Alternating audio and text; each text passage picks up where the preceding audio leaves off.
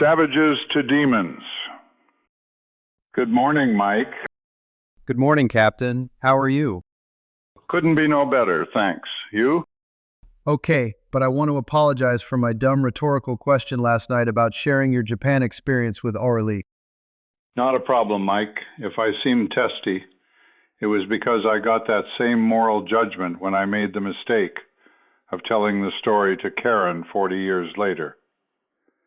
Certainly it would have been better if Aurelie and I had shared the experience, but such an event cannot be imposed on someone who is not on the same page.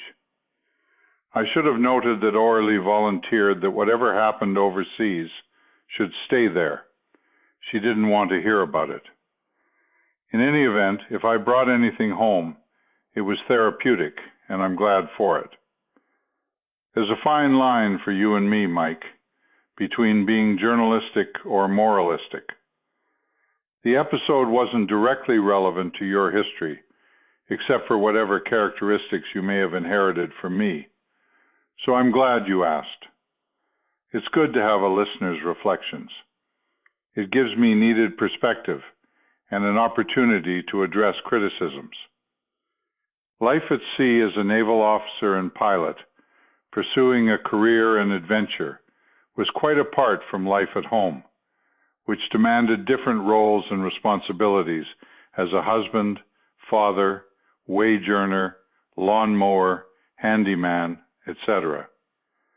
There were broken things needing repair, kids in diapers, shopping, garbage, social obligations, financial chores, not to mention 12-hour workdays. We didn't have much time for marriage.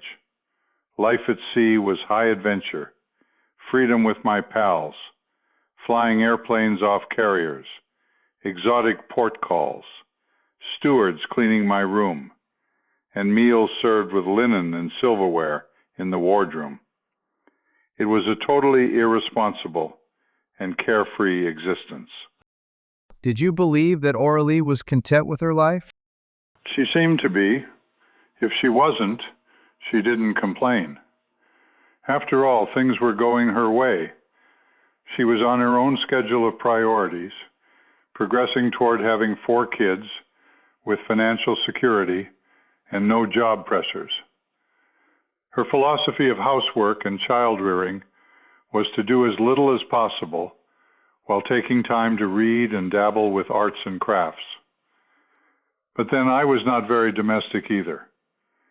In any event, the boys were happy and healthy, and she seemed content with no restrictions or demands imposed by me. We got along well and never argued. Still, we were nowhere near the ideals of love we had shared in Munich.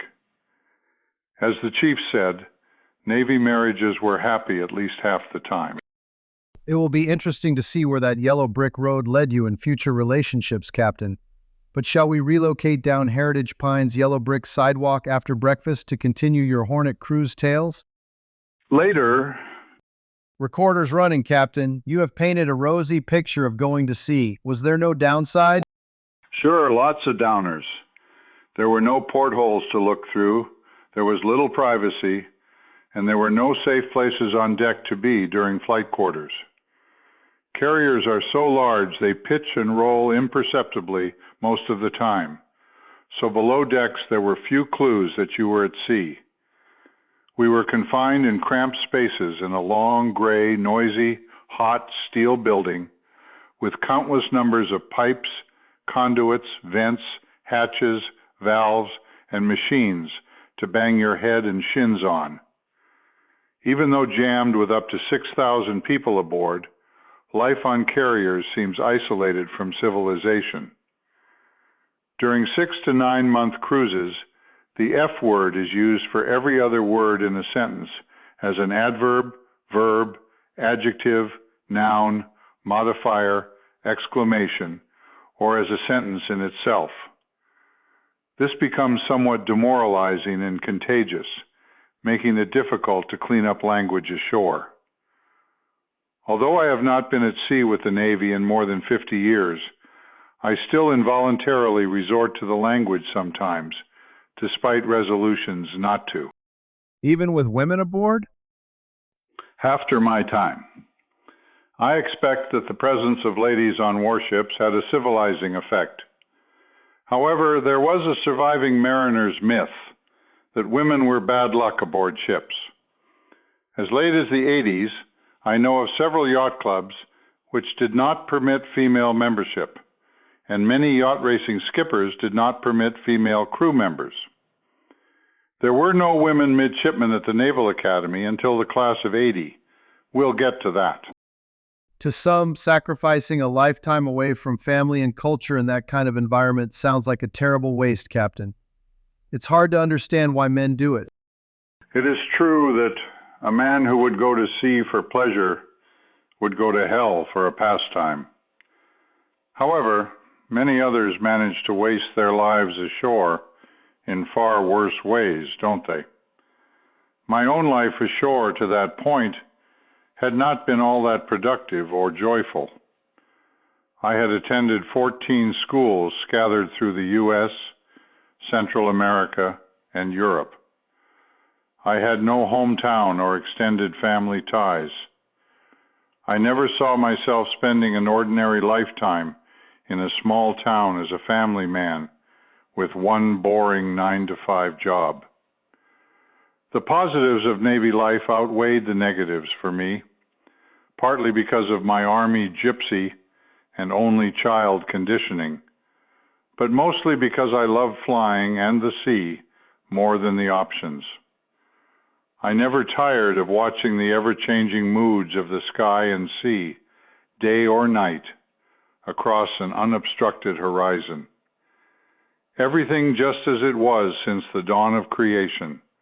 The same clouds, sky, sea, storms, fish, birds, sunrises, sunsets, moon, and stars, unaffected by mankind for billions of years. How did flying over the ocean compare to sailing on it? Sailing the ocean was a 24/7 meditative lifestyle for weeks or months at a time.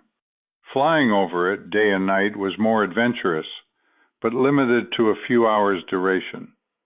Unfortunately, we didn't fly much on Hornet. During the remainder of the cruise following Hawaii, January to June 1958, I had only 13 flights off Hornet, plus 8 flights ashore at Atsugi and Cuby Point. The good part was that the ship double or triple cycled the AJs for 3 to 5 hour flights to clear the flight deck as much as possible. Since we had nothing better to do and lots of time to do it, we ventured quite far away from the carrier on these long flights for navigation practice. In spite of any lack of flight time or cruise experience, I felt quite at home with my crew and flying AJs. Still, there was a feeling of cutting the cord to fly out of sight from Hornet. As large as carriers are, they look tiny from the air. There are no landmarks to find them again, and often nowhere else to land. We were on our own with whatever skills and equipment we had aboard to get home. Whereas the distance to the horizon from the deck is limited to a few miles by the curvature of the Earth, the as far as the eye can see view from our altitudes greatly added to the vast, empty expanse of the Pacific Ocean and our solitude in it, especially at night, alone, with no signs of life. The experience was awesome and more than made up for the drawbacks. The shore-based flights in Japan and the Philippines were also fascinating. World War II was fresh in everyone's memory and reinforced for me during my school days in Germany. So it was intriguing to fly a nuclear bomber over Tokyo or Mount Fuji, though there were no remaining signs of a war. The Philippines were primitive jungles, mountains, and islands where there had been fierce fighting.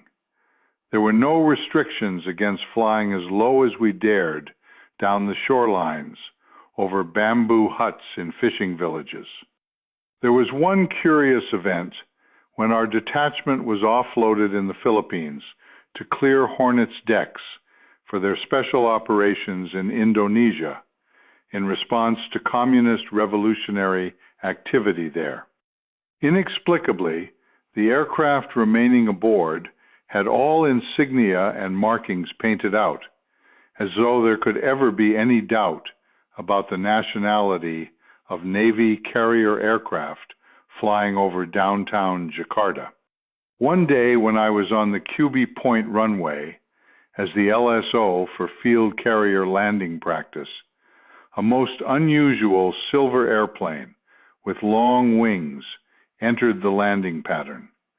I happened to have my movie camera with me, so I got some highly classified close-up film of a U-2. The pilot was loaded into a waiting ambulance on the runway, and the U-2 was towed to a remote hangar. The pilot was later identified at the O Club, but he was escorted by men in black types who permitted no conversation with him. So, Mike, where else could a 25-year-old Buck Sargent's kid experience so much adventure and irresponsibility? Nowhere, I'm sure. So is it fair for me to observe that escaping family ties explains your drive to fly and go to sea? No, that's too simplistic, Mike. Escape was not a motivator, though being self-reliant made it easier. I was mostly attracted by the unique adventure of it. Nothing less than a trip to the moon could top sailing or flying, and no one expected to go to the moon back then. Well, it be working for a living, didn't it, Captain? You bet it did. I was a lifer for sure. I assume lifer is a derogatory term for a career sailor, as in life imprisonment? Yep, except I was a volunteer, not a prisoner. I loved Navy life, but all too soon it was time to sail home. All too soon? Didn't you miss Orly and the boys? In fact, I did, Mike. Prolonged detachment from life ashore afforded a valuable opportunity to put my personal life in perspective, which I probably wouldn't have done otherwise. Serious introspective reflection began about the third month of cruises and came to me in writing letters home. Unfortunately, Aurelie had no such opportunity to detach. Her plate was full with the boys and the same busy daily routines, only more so with me gone. Her letters seemed newsy and unresponsive, so the old uneasy feeling returned that there was something important she hadn't told me about that stateside summer home from Munich and her traumatic confrontation with her father. So I raised the question with her again, but without response. So, did homecoming go as well as you hoped? Not exactly. I was a stranger to the boys, so they were unsure of me, but I was in charge again. Appliances and machines defiantly refused to function for Aurelie, and I wasn't much of a handyman. It was a challenging adjustment for us, though there was no animosity or conflict. There were so many changes and demands on us that by the time we adapted, we weren't far from where we started. I was back at work, flying a lot, preparing for the next deployment, and Aurelie was pregnant again. How did you feel about that? Well, I wasn't surprised or upset or glad. I wasn't anything, just numb. I tried not to dwell on it, but it did take a toll on my enthusiasm for sex. There was a saying that husbands returning from sea couldn't even throw their hats on their bed without a pregnancy. As the Italian flight student's helmet said, "Que sera, sera." How typical do you think your marriage was compared with other Navy couples? My peers did not discuss their relationships the way women do, and who can judge another's marriage from the outside? It's difficult even for the couples in them to understand what's happening. I would say that Orley and I were atypical in that we avoided Navy social life. We associated with civilians who shared our hobbies and interests: art, modeling, and music. Okay, so how was life at the squadron? Much improved, thankfully. It happened that we were the final carrier deployment of AJ's The Last Bombing Savages. The jet-powered A-3D Sky Warriors were replacing us in the heavy attack mission. We became an in-flight refueling squadron, and we were redesignated VAH-16. We reconfigured our bomb bays with 5-ton jet fuel tanks with hose and reel for aerial transfer. Many of the old-timers transferred, and there was no longer a need for BNs, since the third crewman operated the refueling package. So, without 4 carrier detachments splitting up the squadron, fewer people assigned, and better aircraft reliability, plus being an old-timer myself, everything was looking up. But you said you were preparing for another deployment. Yes, but not aboard a carrier. The squadron established a 4-plane shore-based detachment at Naval Air Station Atsugi, Japan, to conduct in-flight refueling missions throughout the Western Pacific, from Japan to the Philippines, and I was one of the 4 pilots assigned. That must have been quite a letdown, going from being a carrier-based heavy attack aircraft commander to a lowly shore-based tanker pilot and not transitioning to the new A-3D. I didn't see it that way. I assumed that I would eventually go to A-3Ds. Meanwhile, I was happy flying AJs and wasn't worried about future jobs. As it had been with being a BN, I focused on enjoying flying and doing my best. As one assignment officer said, there are no bad jobs for junior officers, only bad fitness reports. How soon did you deploy? The Hornet cruise ended in June 1958, and I was back in Japan early December. How was it? Excellent, Mike. We were home-based in Japan on lucrative per diem and separation pay, so everyone was glad to be there. Each flight crew had its own AJ assigned. We worked our own flight schedules independently wherever we wished to go, returning to Atsugi only for scheduled periodic maintenance inspections. 2 of the pilots liked the Philippines and Okinawa, so I happily chose to operate from various Japanese bases. Our maintenance crew was equally happy and conscientiously productive. We never missed a single mission and gave away tons of fuel to everyone who wanted it, mostly the Air Force. How long did that go on? Not long. Someone noticed that we were having way too much fun and that it was time to scrap the AJs. 2 months later, I was back in San Diego in time for the squadron's decommissioning, looking for a job. Transitioning to A-3Ds was not offered. Were you going to miss flying AJs? Not at all. A friend told me, once you've proved you can do it, move on. For me, airplanes, boats, and cars were machines, a means to an end. I found that it did not much matter to me how high or fast I was going, or what the mission was, as long as I was the only pilot at the controls of whatever airplane I was flying. Then what was the Navy to do with an obsolete AJ tanker pilot?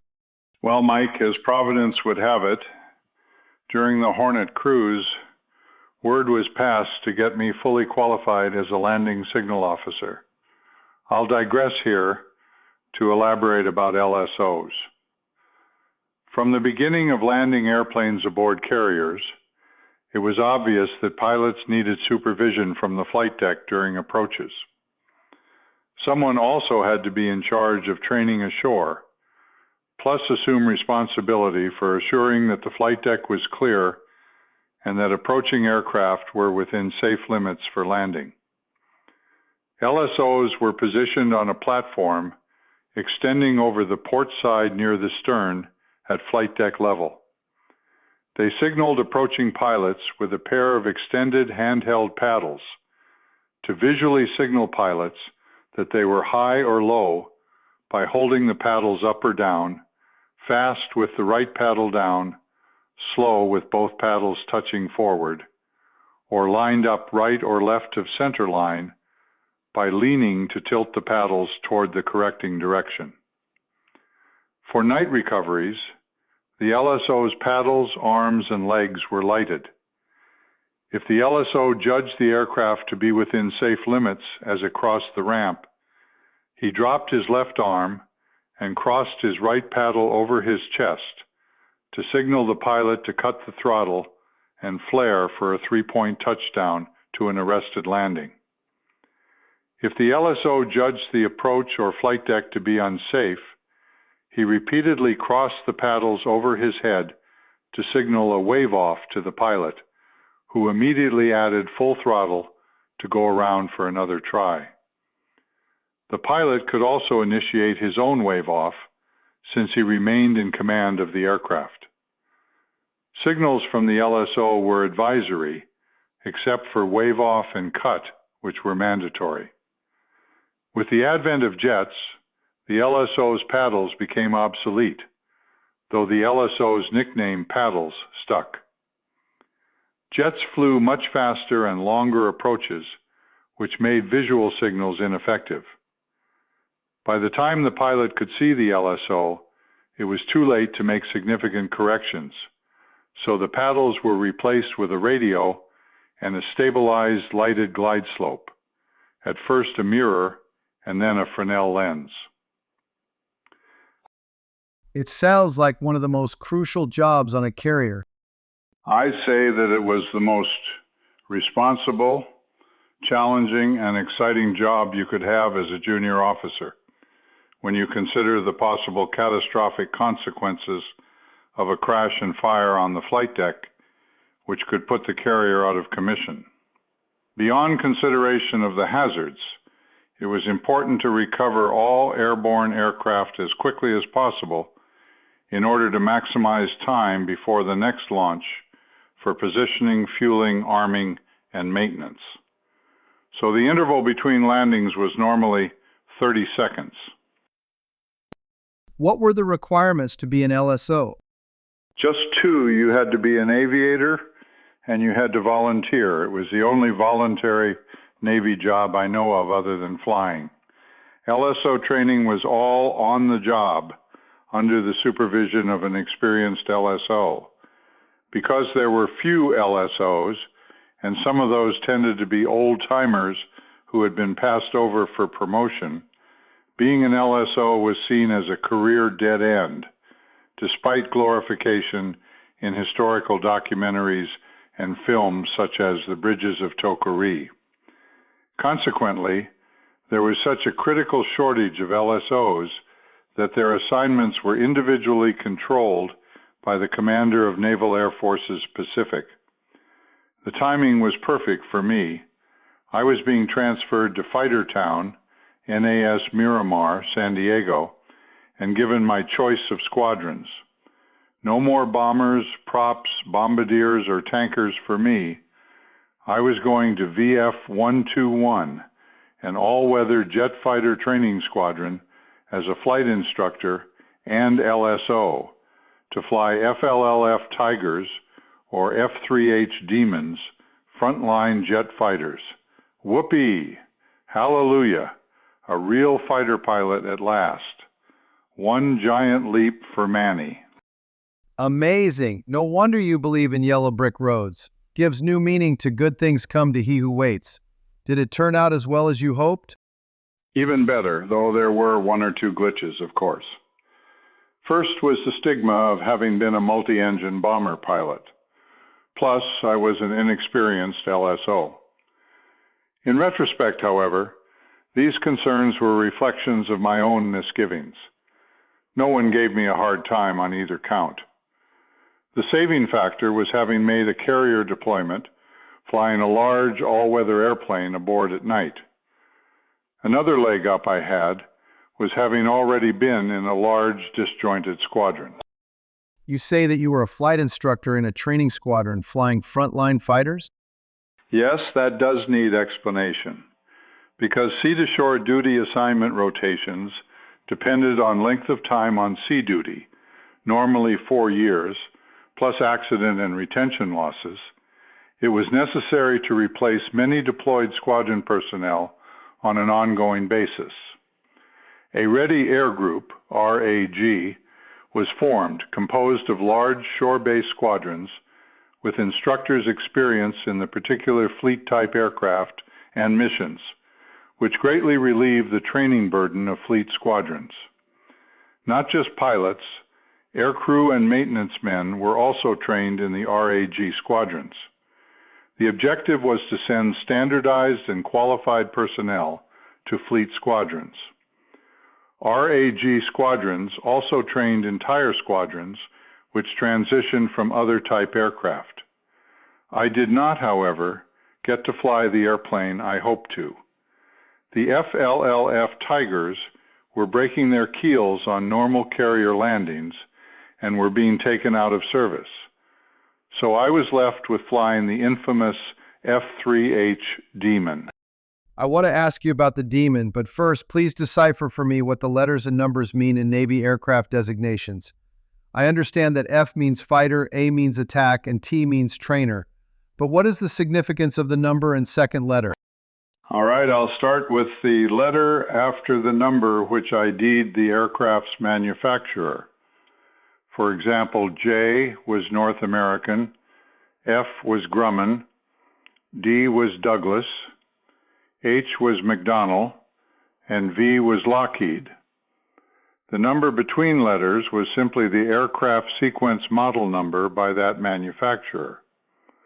For example, the A-3D was the third Navy attack airplane manufactured by Douglas Aircraft Corporation. I should also explain that a dash number was also assigned to identify modified versions of aircraft. For example, the F9F8 was the 8th model of the F9F Panther. Sometimes another letter followed the modification number. For example, the F9F-8T was a two-place trainer version of the Cougar, informally called the Tugar. In late 1962, the system was changed when some civilian genius in the Pentagon, who got paid to make up stuff like this, came up with the idea of standardizing U.S. military aircraft designations. The letter for the manufacturer was dropped, and a dash was added between the first letter and the model number, and the model number signified the order in which the airplane came into service. The practice of adding the modification dash number was changed to a letter. For example, the first model, Phantom II, by McDonnell Aircraft, the F4H-1 became the F4A. Got it, Mike?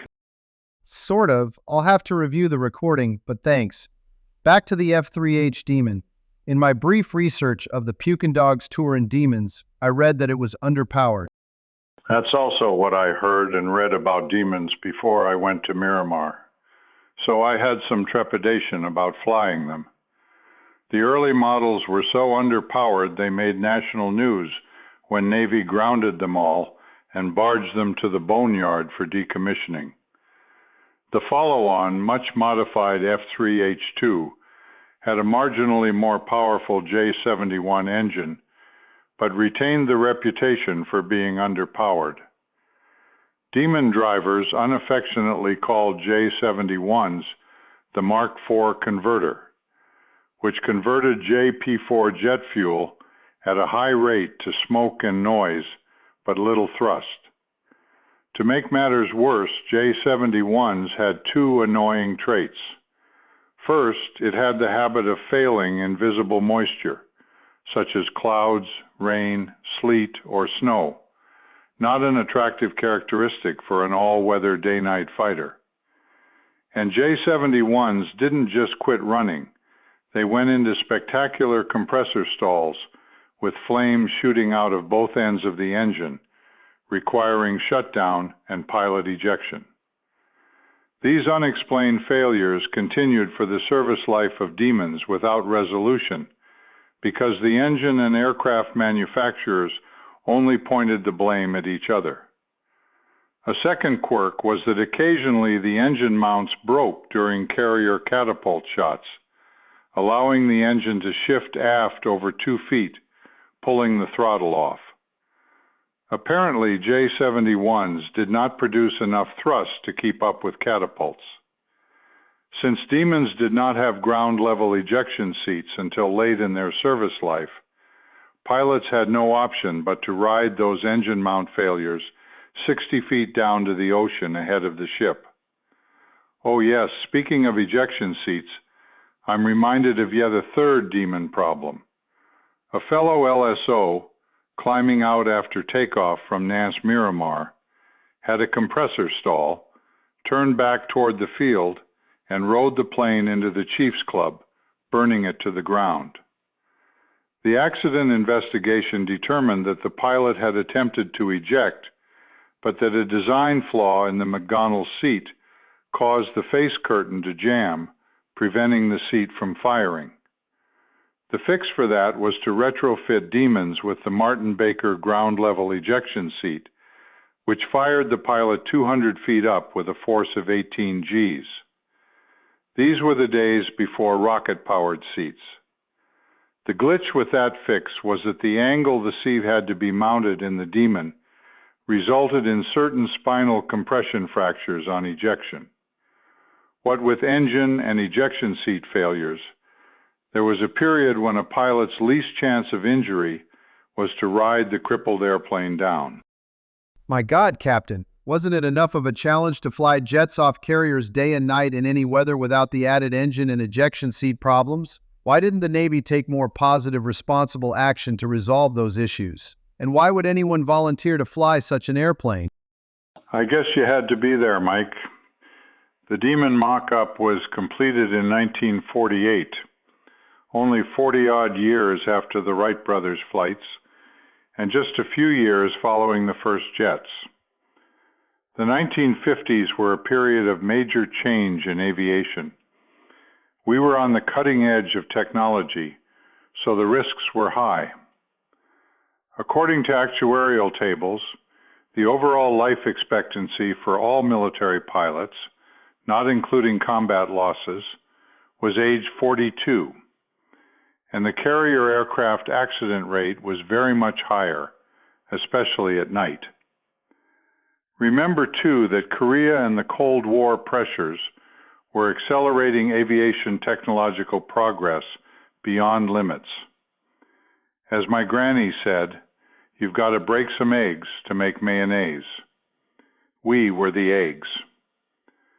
Pilots have always been a dime a dozen, and airplanes were expendable. Beyond that, two common traits of aviators carried us through. First, the belief that bad stuff only happens to the other guy. Plus, Demon drivers were viewed with awe by their peers.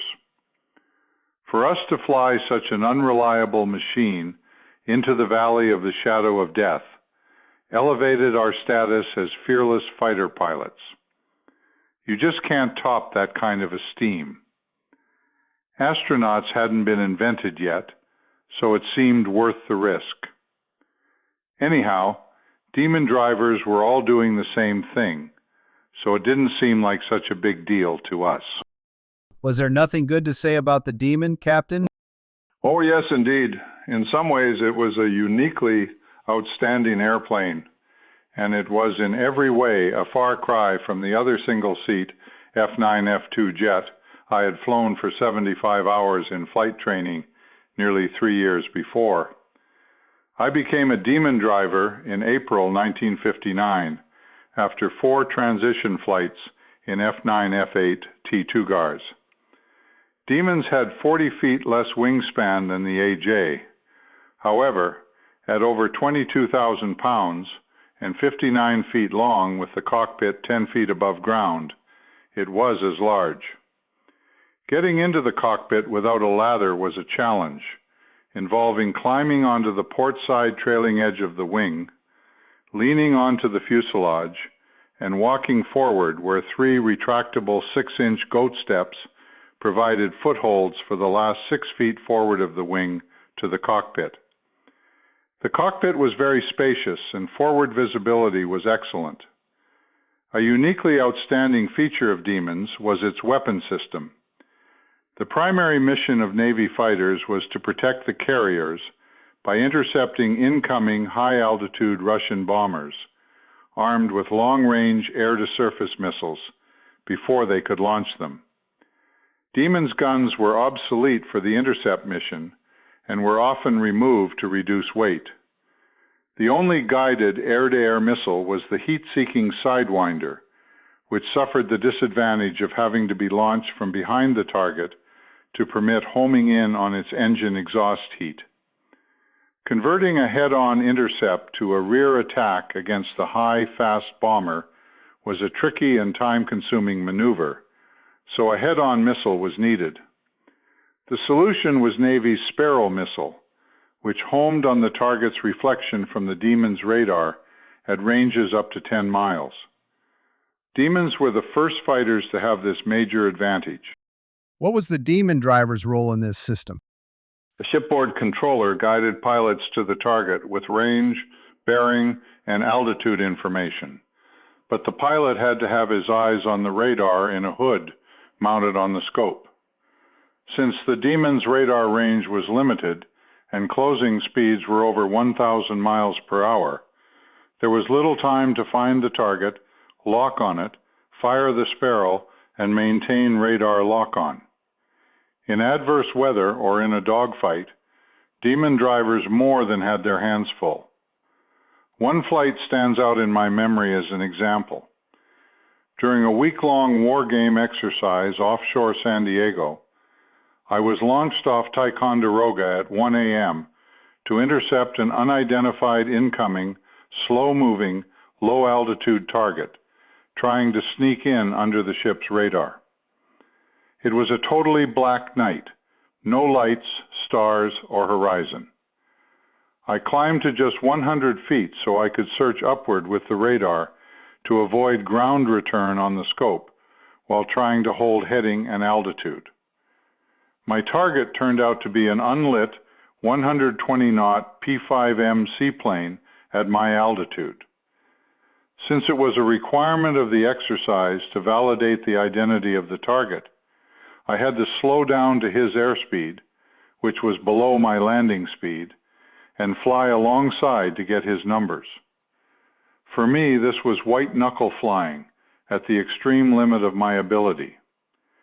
In follow-on all-weather fighter and attack airplanes, such as the F-4 and A-6, it was recognized that the complex workload required a 2-man crew in combat conditions.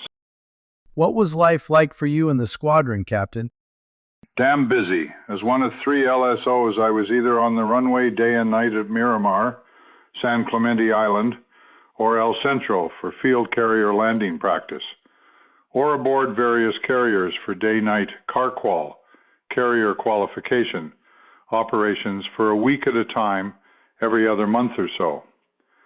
CARQUALs were the graduation exercises for new Demon drivers who often had less than 50 hours flight time in Demons and were making their first ever night carrier landings.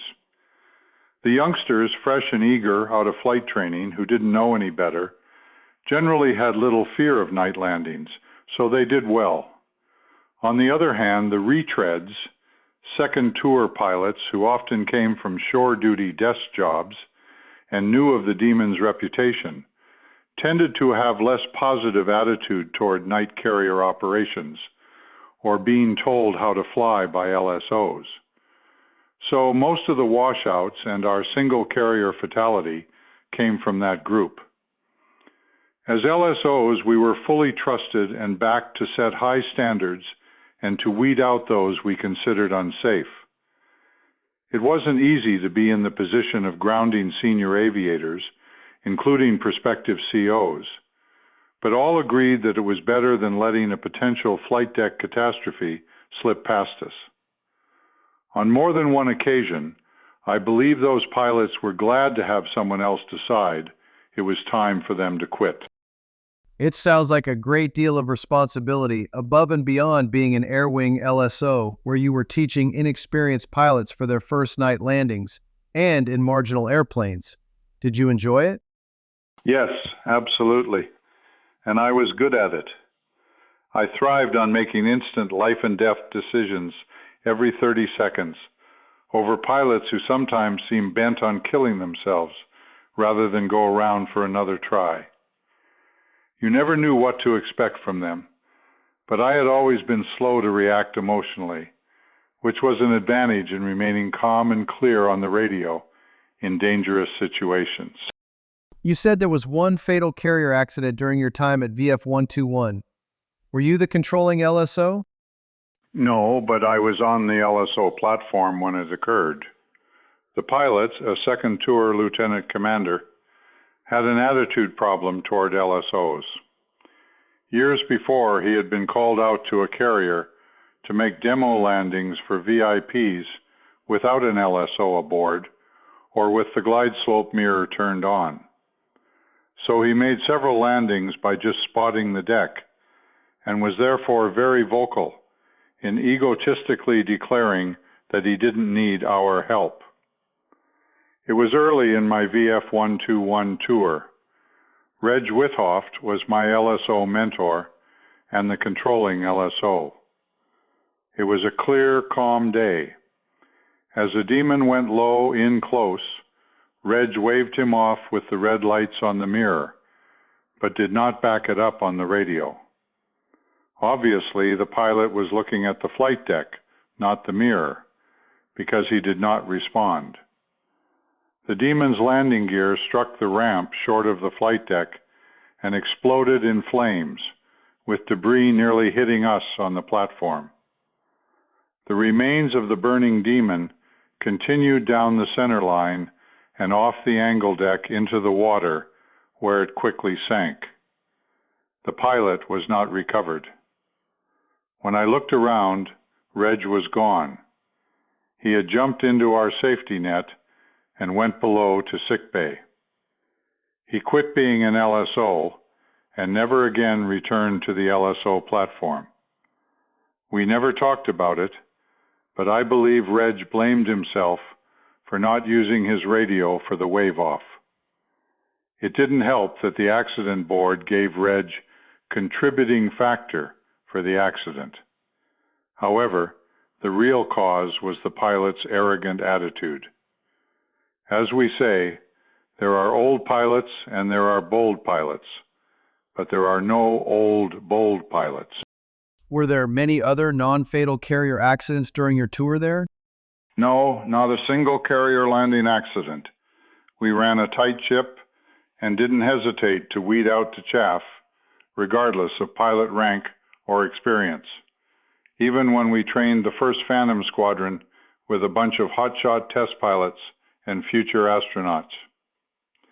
In fact, in 8 years as an LSO, including 4 years in VF-121 and 2 tours as Air Wing LSO, I'm proud to say that I waived only 2 no-injury landing accidents, which both happened within minutes of each other. But I'll get into all that later. There was another benefit of being a VF-121 LSO. I was the officer in charge of the Carqual detachments I made, which mainly consisted of the maintenance crews we walked aboard with. In writing the operation orders for those deployments, I always included myself for day and night refresher landings, with the rationale that LSOs should maintain a current perspective. So I ended up with more day and night carrier landings in VF-121 than I made in AJs. By the way, I also successfully used that proficiency rationale to get checked out in flying several other RAG squadron aircraft. One of those experiences was the memorable encounter with the Screamer. How did you like being a flight instructor? Neither here nor there, Mike. Chasing guys in loose formation, Flying head-on intercepts or instrument approaches was routine flying, not much like what I expected of being a fighter pilot with lots of yanking and banking. The best part was that I got to fly a lot, since many of my fellow instructors were more interested in enjoying shore duty than flying. And since I was also the schedules officer, it was easy for me to fill in for the malingerers and get all the flights I had time for. About the only times for raising hell, however, were the engine change test flights I volunteered for, where the only purpose was to see if the engine was going to run all right. There was no better place for that than the free-for-all melees over the Mount Palomar Observatory, sometimes involving a half dozen or more airplanes of different types, mixing it up in a huge dogfight. With everyone trying to shoot each other down and all of us on different radio frequencies, there was a real danger of mid-air collisions, so it was pretty exciting flying. These were short flights, so I could afford the fuel luxury of using afterburner as needed, to the surprise of some opponents who assumed the Demon was underpowered. One night I had several hours to kill between LSO runway duties, so I flew an engine change test hop. It wasn't usual or prudent to do this at night, but there was no restriction against it either. So off I went in afterburner and left it there, climbing north toward Los Angeles to see how high I could go. I had never been above 40,000 feet in the Demon, and had never heard of anyone getting to 50,000 feet. It was a magnificently clear, smog-free night, with the entire city of Los Angeles and surroundings beautifully lit up under me when I topped out at 51,000 feet, with just enough fuel and plenty of altitude to indulge in some aerobatics. One fighting advantage of the Demon was an incredibly high roll rate. So just imagine yourself alone in a cockpit in the inky, lonely darkness of 50,000 feet, watching Los Angeles spin around over and under you at 360 degrees a second. And you actually accepted flight pay to do things like that? Shame on you.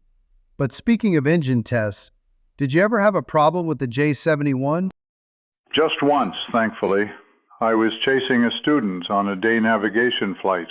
As we approached Los Angeles from the east, I noted slightly unusual engine sounds. Nothing I could detect on the gauges, but I decided to climb for altitude and head back to Miramar. For unknown reasons, rather than follow me, my student broke off and returned to Miramar on his own. I arrived over Miramar at 36,000 feet and got tower permission to make a precautionary simulated flame-out approach. But when I reduced throttle to idle to begin descent, the engine quit cold. Since cockpit pressurization is supplied by bleed air off the engine compressor section, cockpit altitude went to 36,000 feet. Packed inside my seat pan was a one-man life raft. Although deflated for packing at sea level, there was enough residual air to partially inflate it at this altitude. So there I was at 36,000 feet with a dead engine, jammed up against the canopy by the raft, barely able to reach the stick or throttle, and no way to eject or bail out. An awkward and undignified position, I assure you. With little choice, I lowered the nose to keep up airspeed, cut the throttle to shut off, and reset switches to attempt an engine air start. It worked first try at 28,000 feet. As the cockpit pressurization returned, so did the raft return to its proper place, and I was back in my seat with no indication of engine malfunction.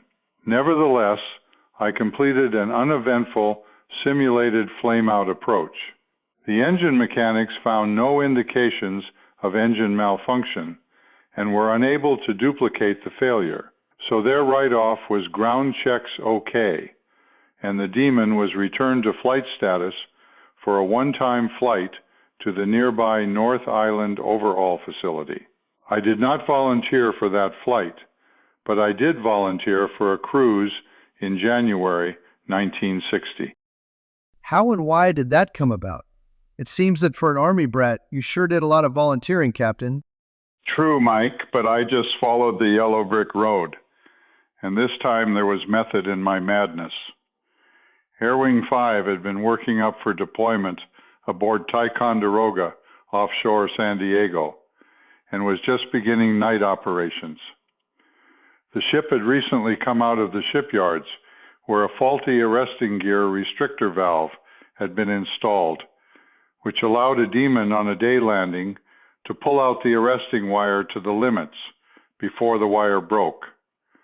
The Demon went over the side and the pilot was lost. The wire, having been stretched like a rubber band before breaking, snapped back and struck the 3 LSOs on the platform. A Marine observer was hit in the head, so of course he was okay. Another LSO in training was struck in the kidney and was on the critical list for several days, but he eventually recovered. The Air Wing staff LSO's left knee was shattered, and it was going to be some time before he was back in action. This left the Air Wing without a qualified LSO, so I stepped forward. I see the yellow brick road, but what was your motivation? Several factors. First, it was an opportunity to gain carrier flying operational experience and credibility. Second, AirPac agreed to my stipulation that I would return to VF-121 following the cruise, just in time for the delivery of the first F-4 operational Phantoms. Hopefully, I would then finish up my shore duty tour as a Phantom instructor and be in an excellent position to make my next sea duty tour in an F-4 squadron. By staying on as an LSO, I would remain in operational flying instead of getting the usual dreaded staff or ship's officer assignment. Finally, there was the plain old thrill of going to sea again. After all, that's what I signed up for, wasn't it? But is that what Orly signed up for? If she objected, she didn't say so, and truth be told, it wouldn't have stopped me if she had. My eldest daughter, Jennifer, was born April 1959, 1 week before my first Demon flight. So she was nearly 9 months old, David was 4, and Christopher 3. I had averaged 12 hours a day at the squadron, including many nights on the runway as an LSO for FCLP, and a fair amount of time at sea for Car-Qual cruises. So there wasn't much of me at home for Orly or the kids to miss. Orly wasn't pregnant yet again, was she? Not yet, so that was another good reason to get out of town. And this is a good stopping point for us this morning. It's about time for your flying lesson.